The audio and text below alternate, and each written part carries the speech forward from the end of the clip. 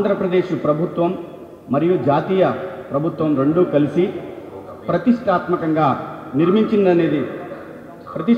నిర్మించిందనేది మీ అందరికీ తెలుసు.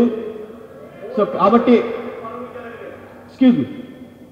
కాబట్టి ప్రజలందరూ కూడా నేను చెప్పేది ఏంటంటే పోలవరం కట్టడం మాత్రం వాస్తవం. ఆ తర్వాత పోలవరాన్ని ఎలా ఆపబోతున్నారు అనే దానికి మీకు చిన్న విజువల్ చూపిస్తాను బాబు. దానికి ఒకసారి తెలంగాణ ప్రభుత్వం ఏ విధంగా స్పందిస్తూ ఉంది, ఎటువంటి కేసులు వేస్తూ ఉంది ఒకసారి మీరందరూ కూడా చూడవచ్చు. దీంట్లో ఒకసారి ప్లే చేయమ్మా.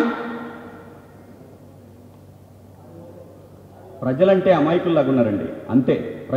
ప్రజల్ని ఎప్పుడు ఎంతసేపు డబ్బు మాయతోటి కులం మాయతోటి మనందరినీ కూడా వేరు చేస్తా ఉన్నారు. పోలవరం ప్రాజెక్ట్ ని ఇప్పుడున్నటువంటి డిజైన్ లో మేము వ్యతిరేకిస్తా ఉన్నాం. అది ఇప్పుడు కాదు, 4 సంవత్సరాలుగా తెలంగాణ జాగృతి ప్రతి చోట కూడా కొట్లాడుతూ ఉంది. ఇప్పటికీ కూడా సుప్రీంకోర్టులో మేము ఫైల్ చేసినటువంటి కేసులు పెండింగ్ లో ఉన్నాయి. భారతదేశంలో, ఈ ప్రజాస్వామ్య దేశంలో ప్రతి చోటికి కూడా మేము అప్రోచ్ అవ్వడం జరిగింది.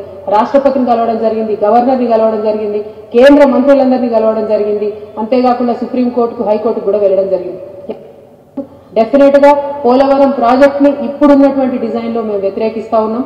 అది ఇప్పుడు కాదు, 4 సంవత్సరాలుగా తెలంగాణ జాగృతి ప్రతి చోట కూడా కొట్లాడుతూ ఉంది. ఇప్పటికీ కూడా సుప్రీంకోర్టులో మేము ఫైల్ చేసినటువంటి కేసులు పెండింగ్ లో ఉన్నాయి. భారతదేశంలో, ఈ ప్రజాస్వామ్య దేశంలో ప్రతి చోటికి కూడా మేము అప్రోచ్ అవ్వడం జరిగింది. రాష్ట్రపతిని కలవడం జరిగింది, గవర్నర్ని కలవడం జరిగింది, కేంద్ర మంత్రులందరినీ కలవడం జరిగింది. అంతేకాకుండా సుప్రీంకోర్టుకు, హైకోర్టుకు కూడా వెళ్ళడం జరిగింది. ఇప్పుడు ఆలోచించండి ప్రజలు, ఒకవేళ వీళ్ళు కోరుకున్న ప్రభుత్వం వచ్చినట్టయితే ఈ ప్రాజెక్ట్ నడుస్తుందా? ఈ ప్రాజెక్టు నడవటానికి ఒప్పుకుంటారా? ఈ ప్రాజెక్టుకి ముంపుగా ఉన్నటువంటి 7 మండలాలను తిరిగి కలుపుకోరా? కేసీఆర్ గారు ఆడుతున్నటువంటి పన్నాగాల్లో జగన్మోహన్ రెడ్డి గారి మీద ఆయనకి అంత ప్రేమ ఉందని కూడా నేనేం అనుకోను.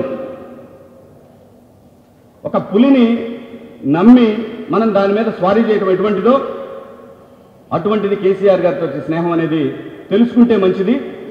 కాబట్టి ప్రజలందరూ కూడా మీకు చేతులెత్తి దండం పెడతా. మీ అందరూ కూడా ఒక్కసారి ఆలోచించండి.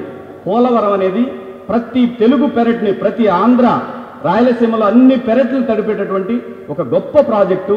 70% కంప్లీట్ అయింది, ఇంకా 30% మాత్రమే ఉంది.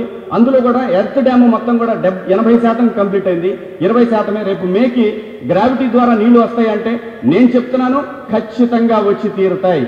20% మట్టి రాక్స్ నింపాల్సింది తప్పితే ఇంకా అక్కడ ఎటువంటి పని కూడా నీళ్లు గ్రావిటీ ద్వారా నీళ్లు రావడానికి ఆగిపోవడానికి ఎటువంటి అవకాశం లేదు. ఖచ్చితంగా నీళ్లు ఇవ్వవచ్చు.